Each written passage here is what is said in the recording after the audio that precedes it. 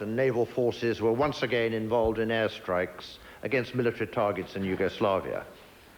6 Royal Air Force Harriers attacked explosive ammunition storage buildings within a military barracks at Leskovac, shown on the map.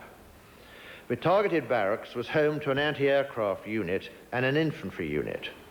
Weapons and equipment stored included anti-aircraft guns and ammunition, man-portable surface-to-air missiles, target tracking radars, and large-caliber self-propelled and towed guns.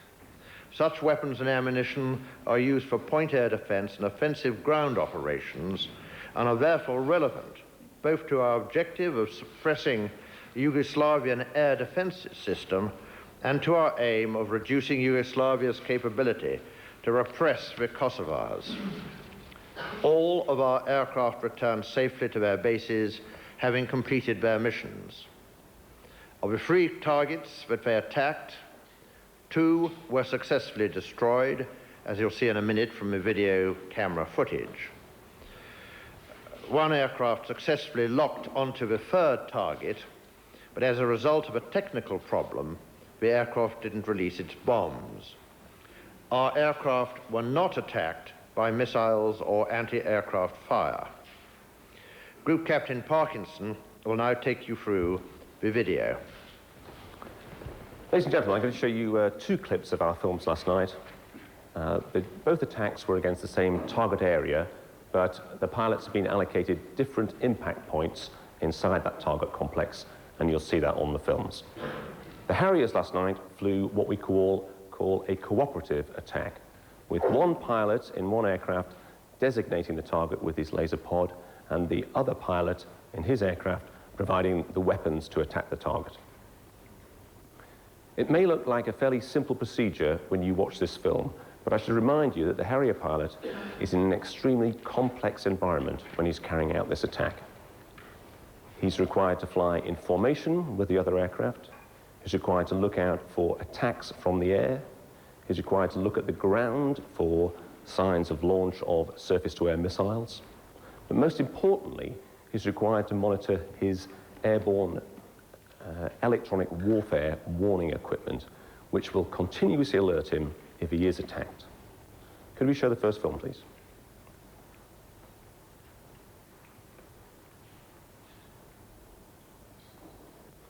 This is the picture the pilot would see when he first selects weapon aiming. He's still several minutes out from weapons release at this stage, and his responsibility is to identify the target area. He's still too far out to identify his actual aiming point, and he'll do that later on. You'll see at the top of the film, running down from the top right-hand corner, that's a ribbon conurbation of the town of Leprovac. Below that, the C-shaped area, just above the center of the picture, that's a wooded area closely associated with the target area. And inside that wooded area, inside that C-shape, is the rest of the military complex. The pilot at this stage will be monitoring his warning equipment. We've just moved in a few miles now, and the pilot's beginning to break out his own target, and you can see to the top left-hand corner the rest of the military complex. Again, the C-shaped wood is dominant there, and the pilot will be using all these features so that he can identify the target.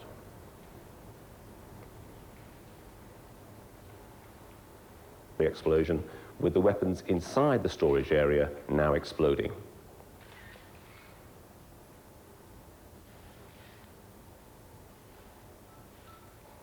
We'll just move on shortly to the second attack. If you just hold the film there, please. We'll just move on shortly to the second attack. This is, again, another one of those bunkers in that line that you saw. And the pilot, during this attack, while he's preparing to make the attack, believes he may be engaged by an enemy radar and consequently takes evasive maneuvering to be on the safe side. And you'll see that later on he does have sufficient time so he can safely acquire the target before the weapons are released. Can you play the film, please? On the right-hand side, top right-hand side, the dark patch there, that indicates where the first bomb went off. And you can see the line of buildings there, and the pilot's trying to select his aiming point at this stage. Top left, you can see the rest of the complex. Film's running now. This is where he has to maneuver his aeroplane because he believes he may be attacked.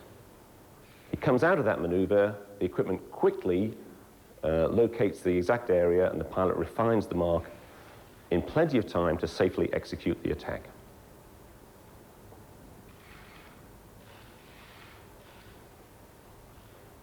Here again, we have the final phase of the marking. See the shape of the road. All that is helping the pilot accurately identify his aiming point.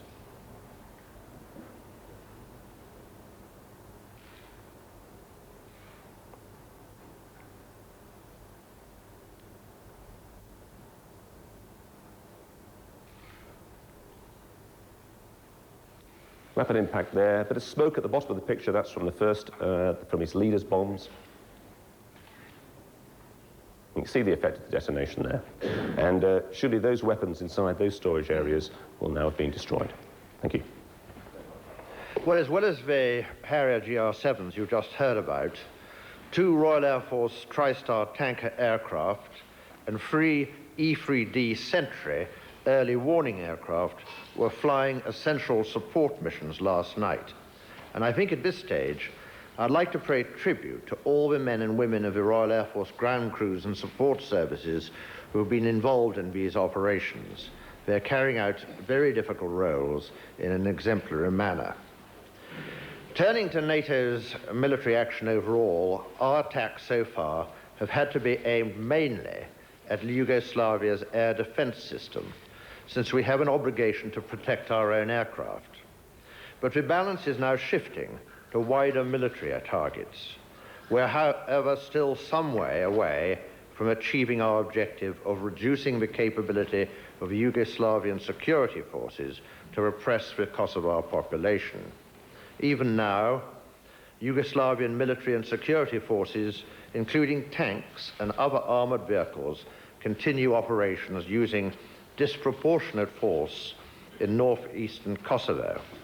There are reports of fighting around Podijevo in Shala region and in the vicinity of Viktan. Our reports indicate that fresh forces have been introduced from Serbia and are supporting these offensives. I'm intent on ensuring adequate protection for our people based in Macedonia and Bosnia. They're not involved in Operation Allied Force, but they're there for peacekeeping purposes only. They're there to implement a peace agreement once one exists. We continue to take deliberate measures to ensure the protection of these forces. Yesterday, following reports that the Yugoslavian army might be tempted to shell our positions, our AS-90 long-range artillery was moved in Macedonia to be able to respond in full measure in self-defense to any Yugoslav offensive operations. We've also adjusted the position of our lead armored battle group with its Challenger tanks and Warrior armored vehicles to respond to any attack. These are purely defensive measures.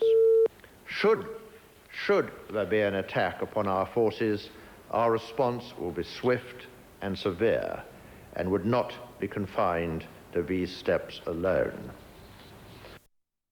One is the laser-guided bombs, and the second is the weapons inside, probably man-portable missiles going off there. So that's a very, very precise attack. Right, we're going to have a look at that one again. We haven't organised the second one yet, but it's a kind of double explosion. Yes, it is. The first explosion being the bombs, and that's the secondary explosion going off. This plume here is of the laser-guided bomb. So that's a very successful operation. 2 targets in the same barracks complex. They called it a complex area, target complex were destroyed. The third one, they had a lock on, but there's a technical problem, what's called a hang-up in pilot terminology, and they didn't drop the bomb. So 2 out of the 3 targets of last night for the RAF destroyed. Now, what did you... Yes, I can hear the engine roaring, and the first one now is lumbering its way along this runway here, one of the longest runways in Europe. With its cruise missiles on board and a full load of fuel, it will take some time to rise off the ground.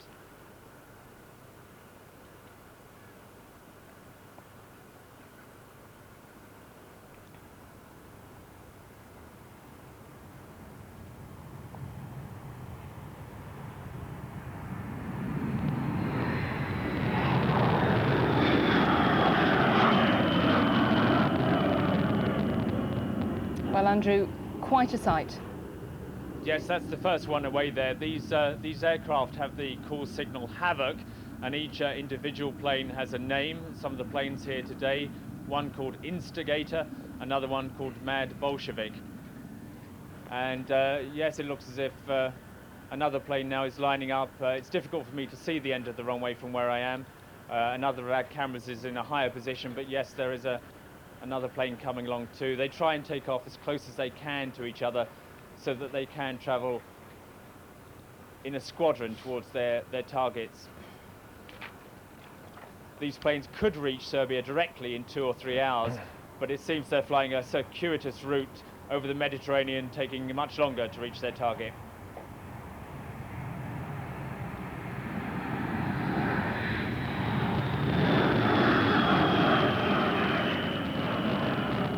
And Andrew, as we were discussing earlier, seeing these planes taking off the day before yesterday was the first sign that air attacks were about to strike, but as yet we don't know exactly their destination today. No, we don't know their destinations. The US Air Force won't confirm until after the mission has been completed whether they were on a bombing mission or not. Certainly we would anticipate that they've been armed with cruise missiles. We anticipate they're going on a bombing mission. They will probably be launching these missiles later on this afternoon, this evening. They will probably hit home just as darkness falls over their targets in Serbia and Kosovo. And the third and final plane now taking off.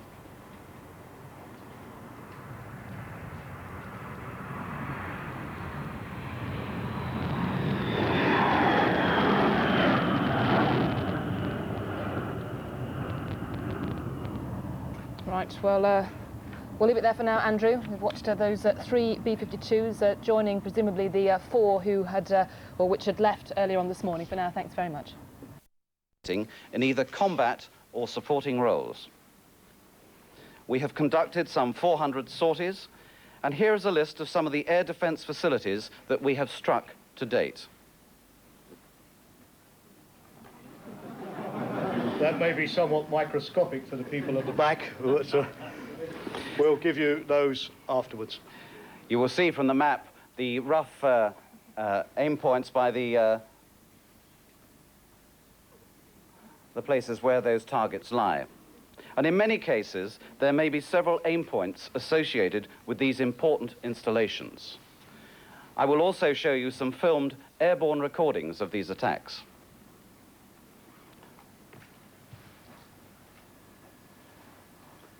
I hope you can see from the back there, but this is some photography of some of our targets struck. And you're welcome afterwards to come a little closer, should you feel the need. But you will see here there is very obvious damage, and in this position here. David, can you say what that target is, please? Yeah, that's the Danilovgrad facility. It's an SA-6 site, supporting facility. I'm afraid my pronunciation will probably not be perfect. This is the Novi Sad heliport and vehicle storage depot, and once again you will see very obvious signs of target damage.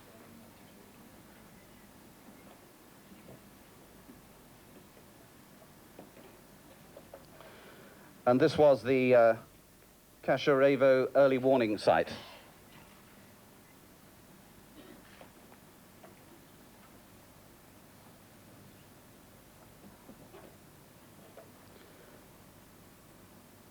Batianica aviation repair facility, and once again, very obvious signs of damage. And finally, similarly, another aim point on the same facility. You can see obvious damage where target has been struck. What I'd like to do now is just to dim the lights and give you a chance, if our facilities work, to show you what the crews are looking at from the cockpit.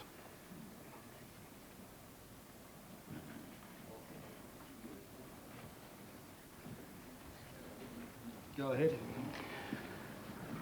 Right, we can roll it when you are able. You can see there is the graticule that's on the target, and there you can see where the explosion has occurred. Sorry, David, can you move back just a second? That's it. Now, this is an ammunition facility, and you can tell by the veracity of the fire that's coming out that there has definitely been a fair amount of explosive in there.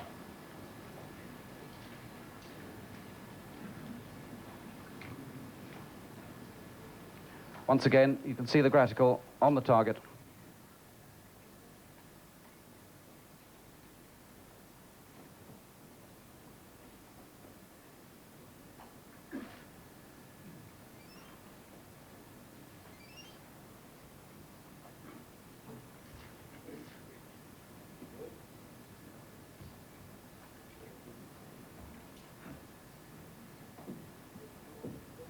It's very easy for us sitting in this room, but bear in mind these attacks have been carried out at night and in hostile territory.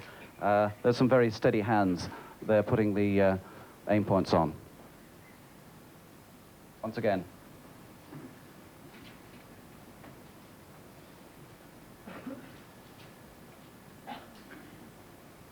You will obviously realize that the imagery that you're seeing is not as good as it can be viewed through close-up proper instruments.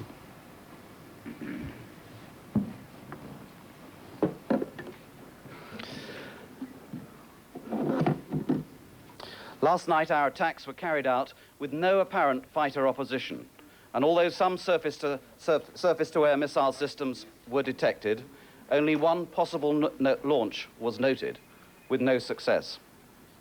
Perhaps that goes some way to demonstrate the effectiveness of our campaign against this highly sophisticated, integrated air defense system. I can give you a small update from night one. Whilst I'm obviously unable to give you the tactical details, I can confirm that 3 MiG-29 Fulcrums were shot down, 1 over Kosovo and 2 over the Central Federal Republic. 1 up there, 1 there, and 1 here.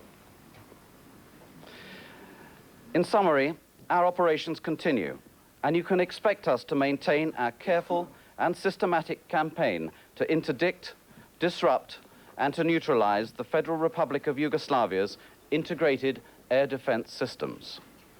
We will achieve this with the minimum of effort necessary and with as little collateral damage to the civilian population and property as possible. Love you too, Mom. All right. Don't forget to write. As Alethea hugs her sailor husband and his friend, she tries not to think about what lies ahead. I'm very weak as far as seeing him leaving, you know. So I'm doing good right now, but as soon as I turn my back, you know, but I had to be strong for him because he's scared too, so. The families have been watching the news with keen interest the last few days as they prepared to say goodbye. Every day, just watch what's going on. It's a concern for everybody. We want to keep it, I guess, isolated right there in Yugoslavia. It goes outside that. Who knows where to go? And who knows where these ships will go? The captain of the Theodore Roosevelt, in charge of 5,000 men and women, claims he doesn't know, though he concedes the Adriatic Sea and the conflict in Yugoslavia are possible. This is what everybody trains for. This is what people are in the military for. And when we go out there, that's that edge of excitement is there. Even the admiral of the battle group says nothing's decided, though he says some hostile action is likely. You want to train for the hardest fight. You want to train for Sunday's game against the toughest team you've got. And I think that's a good game plan. And I tell the air crews and I tell the folks on these ships to get ready to go fight the toughest fight. That's what the sailors on board have been told. That's why the families left behind are afraid. Brian Cabell, CNN, Norfolk, Virginia. Here, the Theodore Roosevelt aircraft carrier and its hugely powerful supporting battle group is leaving Virginia for the region. At this stage, it may just assist. But as the president holds continuous discussions with his security advisors, it's clear the administration feels his message must go around the world, in particular to Yugoslavia. Third day of airstrikes on Yugoslavia. Despite politicians' insistence that the alliance's unity is rock solid, the Prime Minister of Italy, NATO's air base for now and in missile range of Yugoslavia, made plain he wants to see it over with. I believe the scenario is starting to emerge, which should lead back to a political initiative. In Rome, demonstrations at the United States Embassy. This war is in the heart of Europe. We don't think that the war is the solution. Misgivings from the Greek foreign minister. We were hoping that all peaceful means could be used to finally come to a peaceful solution. And we think it's a blow back for our region. In Britain, lawmakers wanted the government to reassure them it has a plan for what happens when the bombing stops. NATO's 19 democracies, some uncomfortably close to the action, naturally have different views of war in the Balkans. It's a question of time now. Is Belgrade going to move politically, or are we going to have night after night of bombing when certain NATO members will find it hard to have the political stamina to see this through? Meanwhile, can Yugoslav President Slobodan Milosevic survive night after night? He's being defiant at the moment because that's what he perceives as being in his interests, and it serves his purposes to be bombed. A nationalist boost to the president's sagging popularity. An opportunity to brush aside or crack down on opponents. There is the danger that while the West may achieve its strategic goals, if it does bomb Milosevic into submission, it will strengthen Milosevic and turn Serbia into, as far as democracy is concerned, a black hole into which no light penetrates. And when, finally, it is all over, some Europeans are asking, who's going to be asked to pay for rebuilding Yugoslavia? Richard Blystone, CNN London. And high-performance MiG-29s. They will be treated with respect by NATO pilots. Some Serb anti-aircraft missile systems have a reach of 60,000 feet. Even if all the radar and missile sites are destroyed, the skies will not be safe. The Serbs have nearly 2,000 anti-aircraft guns. Many are mobile. And a naval fleet of 4 submarines and frigates. The Yugoslav Armed Forces has nearly 114,000 men, backed by 100,000 reserves. The toughest challenge will be if the Serbs don't bow to airstrikes and force the alliance into a ground operation in Kosovo to establish a NATO wall of protection. NATO currently has around 28,000 troops on the ground in Macedonia. As bomb damage assessment experts continue to study the success rate of Allied air attacks, it's hoped the next move will be from Milosevic and that it will be a peaceful one. Chris Rogers, Sky News. Satisfied with last night's raids and said there were no Allied casualties. Reports from the Yugoslav side say more than 100 civilians and 30 soldiers have been killed. Our correspondent Julian Mannion is in Belgrade, where Western journalists aren't permitted to take their own pictures of the bomb damage. He's been watching Yugoslav TV pictures. In the town of Leskovac, 200 miles south of Belgrade, some of the aftermath of a raid by RAF Harriers. Serbian television showed pictures of damage to a civilian area caused, it claimed, by a bomb which missed its target. The RAF says it hit a military ammunition dump near the edge of town with 2 laser-guided bombs, and that the raid was a complete success. Targets all over Serbia have once again been attacked. This morning, flames and smoke were still billowing near the town of Karaljeva, south of the capital. Last night, NATO aircraft were seen in the skies above the town. Their targets included a military airbase and an important Air Force radar system. The town also has a military factory producing parts for tanks and armored cars, but it's not yet clear from the pictures shown by Serbian television whether that was hit. Other airstrikes struck the neighboring Republic of Montenegro, which along with Serbia makes up what remains of Yugoslavia. In the Belgrade area, the pattern was repeated, with another cruise missile attack on the Air Force base 15 miles away. And this evening, there are reports of a fresh bombing strike just outside the Serbian capital. In spite of the tension caused by airstrikes just beyond the city limits, there's no sign so far that the NATO campaign is weakening resolve here in the Serbian capital. In fact, attitudes among ordinary people seem to be hardening, with many saying that Serbia should now stand firm against what they see as blackmail. So whatever the damage to President Milosevic's armed forces, and that is no doubt considerable, the uncomfortable fact is that here inside Serbia, his political position has for the moment strengthened. It's not yet known what price is being paid by the Yugoslav army. One report speaks of 30 servicemen dead, and television showed one of the wounded being treated.